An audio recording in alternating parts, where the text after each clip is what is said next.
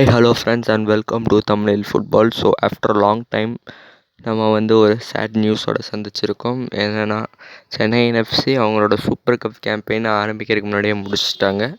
Against Mumbai city FC ஒரு huge லாஸ்ன்னே சொல்லலாம், 4-0 அப்படின்னு.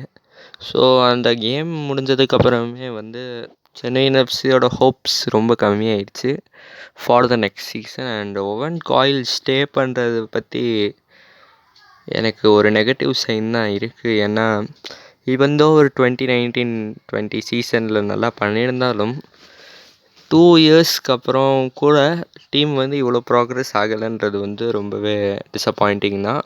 அண்ட் 6 ஃபாரினர்ஸையுமே நம்ம ஸ்டார்டிங் 11ல் இறக்கணும். ஒரு டெசிசிவான ஒரு திங்காக இருந்தாலும் நம்மளால் ஒரு கோல் கூட ஸ்கோர் பண்ண முடியல. அண்ட் 4 கோல் கன்சீட் பண்ணியிருக்கோம். இது மட்டும் இல்லாமல் கார்னர் ஷீல்ட்ஸுக்கு நிறைய ஆஃபர்ஸ் ஐஎஸ்எல் கிளப்ஸ் கொடுத்துருக்காங்க. And he's more expected to leave அப்படின்னு நிறைய ரிலையபிள் சோர்ஸஸ் சொல்லியிருக்காங்க.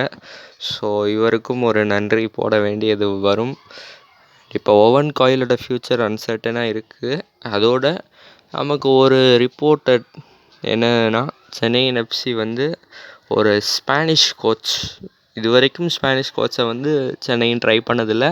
But this time they are going for it. And அவர் வெறும் ஸ்பானிஷ் கோச்சில் ஒரு ஐஎஸ்எல் எக்ஸ்பீரியன்ஸ்ட் கோச்சும் கூட அப்படின்னு சொல்லியிருக்காங்க. And after I did the research, ஒரு 21 கோச்சஸ் எக்ஸாக்டாக இது வரைக்கும் எல்லா ஐஎஸ்எல் டீம்ஸையுமே கோச் பண்ணியிருக்காங்க. அண்ட் அந்த 21 கோச்சஸில் இப்போ அவங்களோட கரண்ட் சுச்சுவேஷன், அதாவது அவங்க இப்போ ஃப்ரீ ஏஜெண்ட்டாக இருக்காங்களா, இல்லை வேறு ஏதாவது ஒரு கிளப்பை நல்லா கோச் பண்ணிக்கிட்டு இருக்காங்களா, அதாவது வேறு ஒரு டீம் நல்லா கோச் பண்ணிக்கிட்டு இருக்காங்கன்னா மேபி அவங்க more likely to stay there அப்படின்னு தான் நம்ம சொல்ல முடியும்.